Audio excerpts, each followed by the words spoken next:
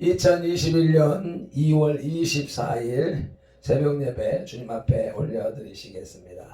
함께 기도하시겠습니다. 할렐루야. 감사와 찬양과 영광과 존귀와 높임을 받으시기에 합당하신 우리 아버지 하나님, 은혜와 사랑에 감사를 드립니다. 오늘도 우리들을 깨워주셔서 이렇게 하나님의 성전에 나와 예배하는 하늘나라의 성전의 정직이로 문지기로 불러주셨으니 감사합니다. 이 땅에 육신을 입고 살아가되 우리의 영혼은 하나님의 나라에서 하나님의 품에서 영생을 즐기며 누리며 행복하게 살아가는 날이 될 수 있도록 도와주시옵소서. 하늘을 알지 못하고 영의 세계를 알지 못하여서 눈에 보이는 세계, 썩어져갈 세계, 죽어갈 세계만 바라보면서 하루하루 죽음을 향하여 달려가는 불쌍한 인생이 아니라 주님의 나라의 영원한 생명을 누리는 존재로 세워주셨으니 감사합니다. 세상은 후패하여 이 육신은 낡아져서 죽어 흙 속으로 돌아갈지라도 우리 속에 있는 영혼은 하나님의 나라의 영원한 생명을 누리는 존재이기에 그 기쁨을 이 땅에서 살아서부터 누릴 수 있기에 감사를 드립니다. 이것이 그리스도인의 삶이요 아브라함의 자손된 자들의 삶이라고 하는 사실을 인식하며 두려워하지 말게 하시고 주눅들지 말게 하시고 주님의 말씀을 쫓아서 이 세상을 정복하고 지배하고 다스리는 삶을 살아가게 하옵소서. 예배의 시종과 하루의 일과의 시종을 주님 앞에 맡기오며 예수님의 이름으로 기도드리옵나이다. 아멘. 사도신경으로 신앙 고백드리겠습니다.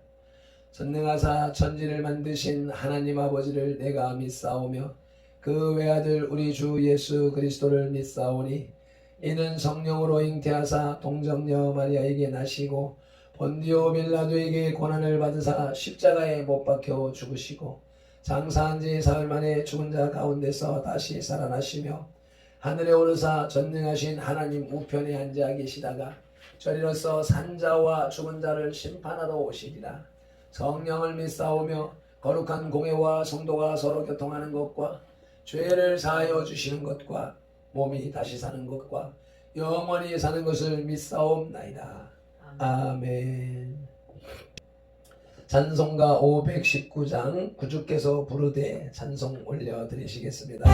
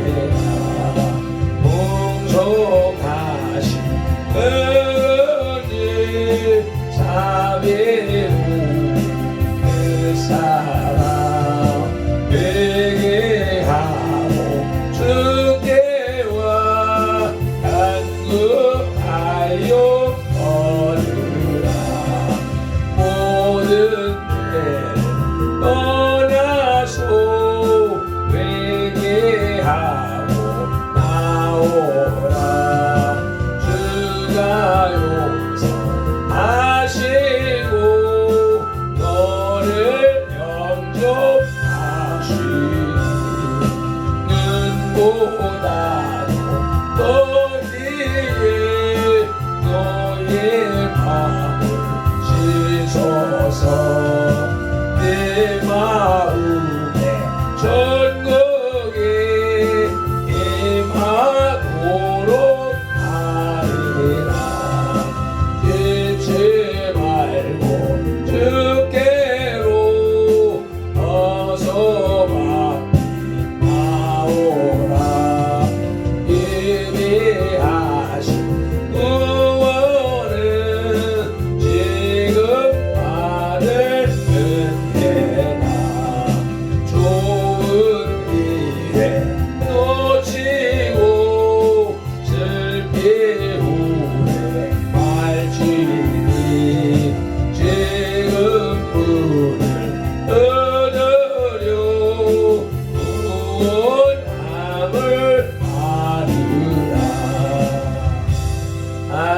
아멘.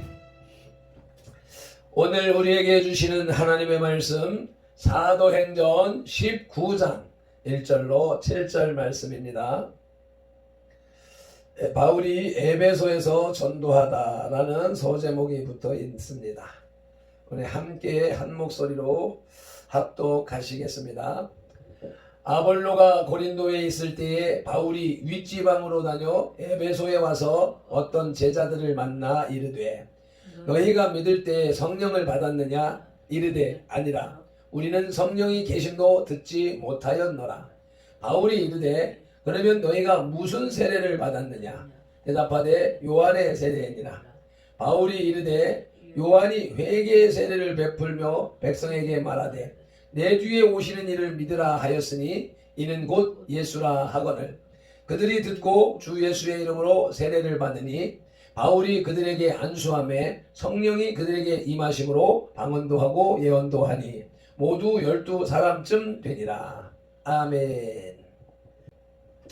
1절에 바울이 윗지방으로 다녔다고 하는데 윗지방이란 사도행전 18장 23절에 언급된 갈라디아와 부르기아에 있는 여러 지방들을 가리킵니다.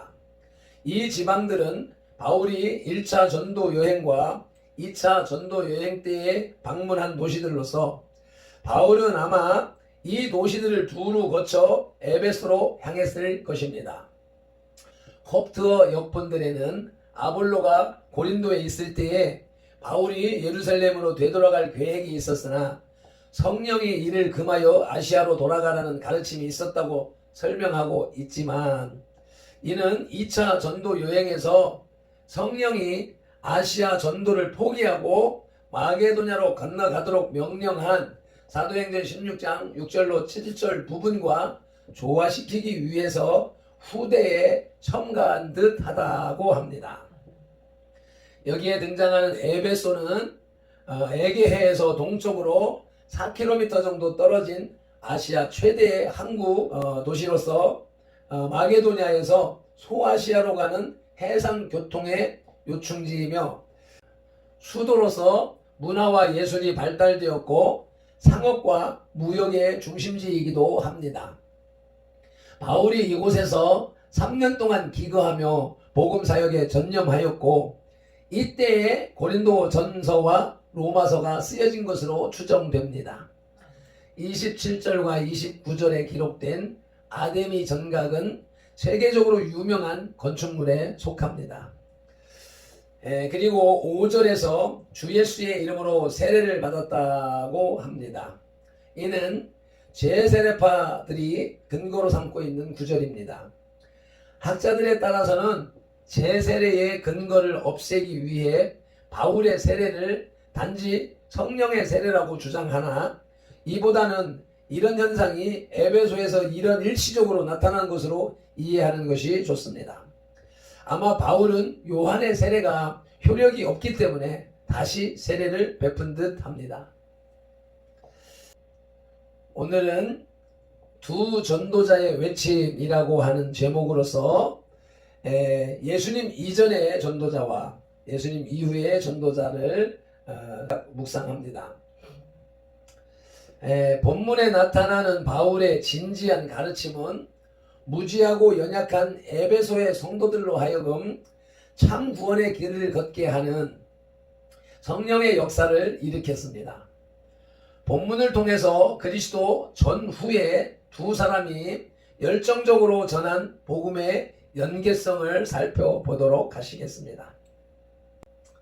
먼저 첫째로 그리스도 이전의 전도자 세례 요한의 외침입니다. 세례 요한의 외침은 회개의 세례를 전파했습니다. 그리스도의 복음은 요한이 회개의 세례를 전파하던 때부터 시작되었습니다. 마가복음 1장 1절로부터 5절 말씀을 우리 함께 읽으시겠습니다. 하나님의 아들 예수 그리스도의 복음의 시작이라. 선지자 이사야의 글에 보라 내가 내 사자를 내 앞에 보내노니 그가 내 길을 준비하리라. 광야에 외치는 자의 소리가 있어 이르되 너희는 주의 길을 준비하라. 그의 오실 길을 곧게 하라. 기록된 것과 같이 세례 요한이 광야에 이르러 죄 사함을 받게 하는 회개의 세례를 전파하니 온 유대 지방과 예루살렘 사람이 다 나아가 자기 죄를 자복하고 요단강에서 그에게 세례를 받더라. 아멘.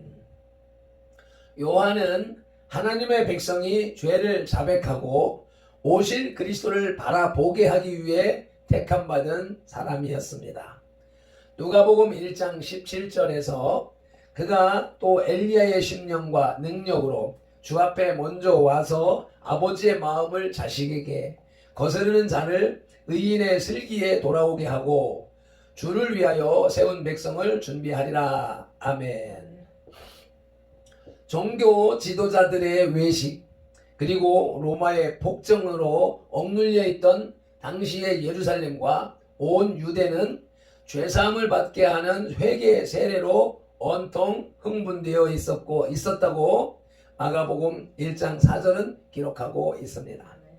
7절에서는 바리새인과 사두개인들까지도 요한이 선포하는 회개 외침 앞에서 움찔거리지 않을 수 없었음을 드러내고 있습니다. 세례 요한의 외침은 회개 세례를 전파하는 것이었습니다. 두 번째로 세례 요한의 외침은 메시아를 믿으라고 했습니다. 내 뒤에 오시는 이를 믿으라고 마태복음 3장 11절, 마가복음 1장 7절, 누가복음 3장 16절, 요한복음 1장 5절, 그리고 사도행전 13장 25절과 19장 4절에서 사복음서와 사도행전이 공히 말씀하고 있습니다. 요한은 많은 사람들의 불의를 지적하면서 회개하고 죄를 용서받으라고 외쳤습니다. 전파되는 세례의 영향으로 많은 무리와 군병들은 요한을 메시아로 오해하기도 했습니다. 그러나 요한은 자기가 베푸는 이 세례가 곧 뒤에 오실 그리스도의 드러남에 그 목적이 있는 것을 밝히 말하고 자기 뒤에 오실 예수님이 메시아라고 증거했습니다. 그런데 바울은 이러한 요한의 세례밖에 알지 못했던 에베소 사람들에게 요한이 강조했던 뒤에 오시는 이를 증거하고 있는 것입니다. 세례 요한의 외침은 에베소에서 바울의 전도를 뒷받침하는 훌륭한 반석이 된 것입니다. 실로 시대를 초월한 아름다운 합력이라 아니할 수가 없습니다. 그러나 이러한 합력은 오늘날에도 얼마든지 가능합니다. 우리가 예수 그리스도만 앞세우려 한다면 우리는 과거 우리 신앙의 조상들의 증언을 빌어 그분을 증언할 수 있습니다. 그러므로서 그리스도를 중심으로 과거 신앙의 선조들과 하나가 될 수 있습니다. 이제 그리스도 이후의 전도자 바울의 외침입니다.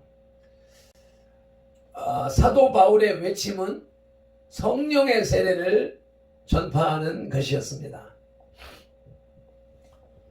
요한이 요단강에서 물로 세례를 베풀 때에 예수님께서도 세례를 받으셨습니다. 요한은 죄 없으신 예수님께 물 세례를 행했지만 예수님께서는 이 세례를 통해서 성령 충만을 입으시고 하나님의 의로운 계획대로 공생애를 시작하셨습니다. 또한 예수님께서는 승천하시면서 성령으로 세례를 주시겠다고 약속하셨고 모든 사도들이 이 성령으로 세례를 받아 능력 있는 전도자가 되었던 것입니다. 사도행전 1장 8절이지요. 그리고 더 나아가 그들은 성령 세례를 베푸는 사람들이 되었습니다. 물론 원천적으로 성령 세례는 성령님께서 주도하시지만 그들이 손을 얹고 안수할 때에 사람들이 성령 세례를 받은 것입니다.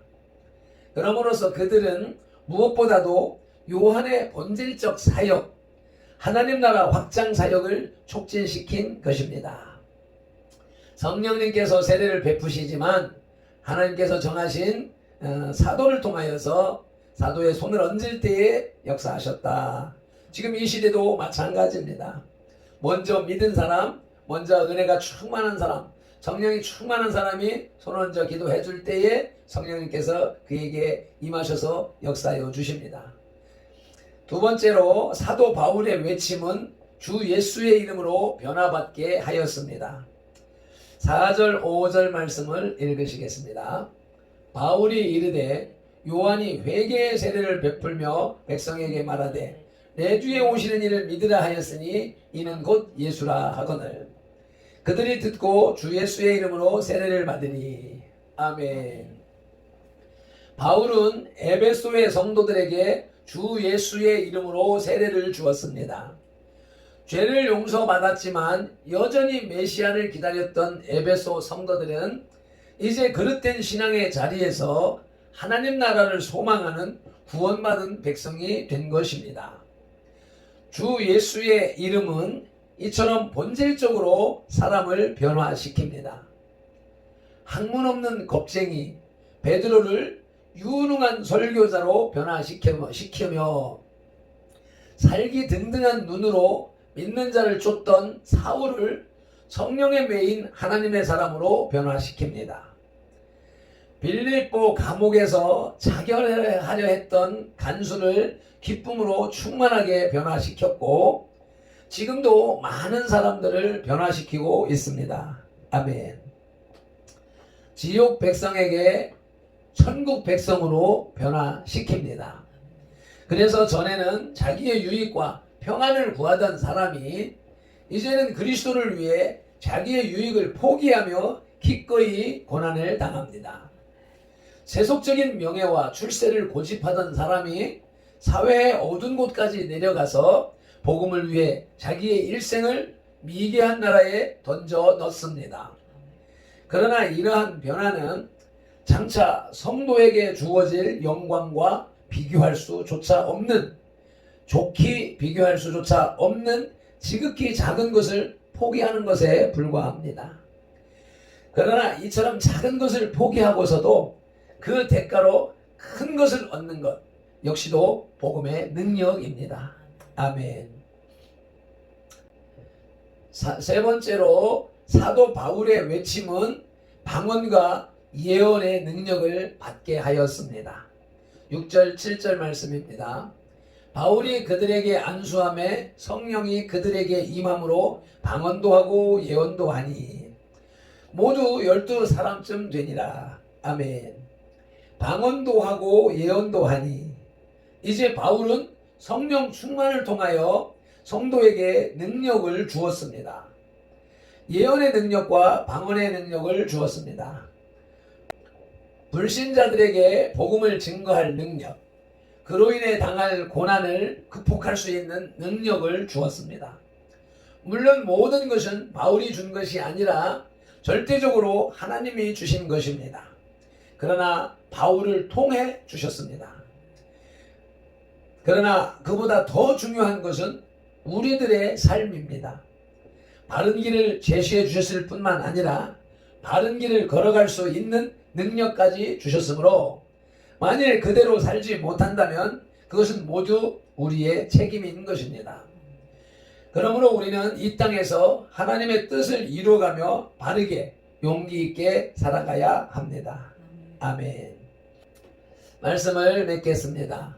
아볼로뿐만 아니라 에베소 사람들은 모두 요한의 세례밖에 알지 못했습니다. 이에 바울은 이들에게 예수의 이름으로 세례를 베풀었고 이때 12명이 성령의 은사를 받게 되었습니다. 세례는 하나님의 자녀가 되었음을 외부로 공포하는 하나의 의식입니다. 세례는 진실로 중요한 예식입니다.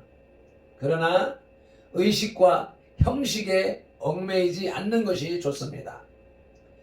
의식보다 더 중요한 것은 성령님께서 인치시는 성령 세례인 것입니다. 성령님의 불세례를 다 받으시기를 예수님의 이름으로 축원합니다. 아멘. 기도하시겠습니다. 하나님 아버지 은혜와 사랑에 감사를 드립니다.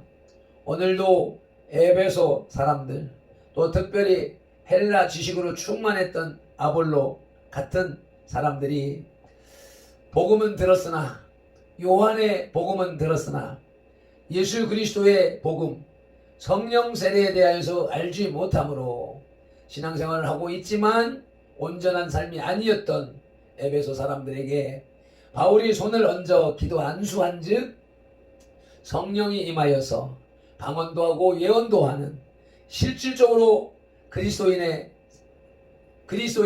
되게 하는 역사가 일어났습니다. 이와 같이 이 시대에도 많은 사람들이 교회는 다니고 있지만, 예수를 믿는다고는 하고 있지만 세상 지식으로, 사람의 방법으로 믿고 있음으로 인하여서 살아계신 주님과는 관계가 없는 삶을 살아가는, 그런 신앙의 삶을 살아가는 사람들이 많이 있는 것을 보면서 안타까움을 금할 수가 없습니다. 이제 본문 말씀처럼 바울이 안수함에 성령이 임하는 역사가 우리 현대 교회에 풍성하게 일어나게 하옵소서. 선들교회가 그 모본이 될 수 있도록 역사하여 주시기를 간절히 바라옵고 원합니다.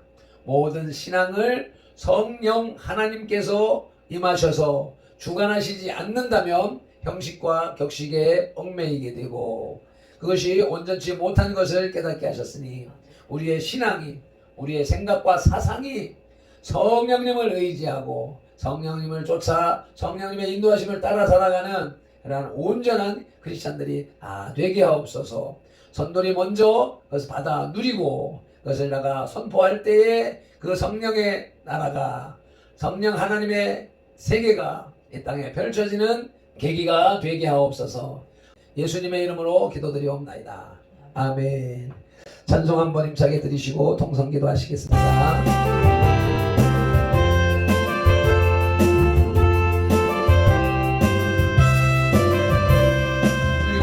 주께서 부르되 오늘 오라 하시니 올 수 있는 기회에 긍휼함을 받으라.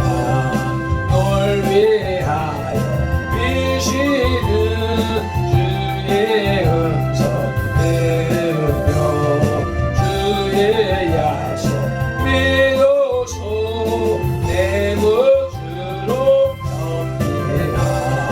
구주께서 널 위해 기다리고 계시니 모든 고통 두려움 주께 와서 아뢰라. 묵정하신 은혜 자비로운 그 사랑 회개하고 주께와 간구하여 오느라. 모든 죄를 떠나서 회개하고 나오라. 주가 용서하시고 너를 영접하시니 눈보다도 너에게 너의 마음을 주소서. 내 마음에 천국이 임함으로 하리라. 지지 말고 주께로 어서 많이 나오라. 예비하신 구원은 지금 받을 은혜라. 좋은 길에 꽂히고 슬피 후에 알지니 지금부는 얻으려 구원함을 받으라. 아멘 아멘. 주여 삼창하며 기도로 나가시겠습니다. 주여.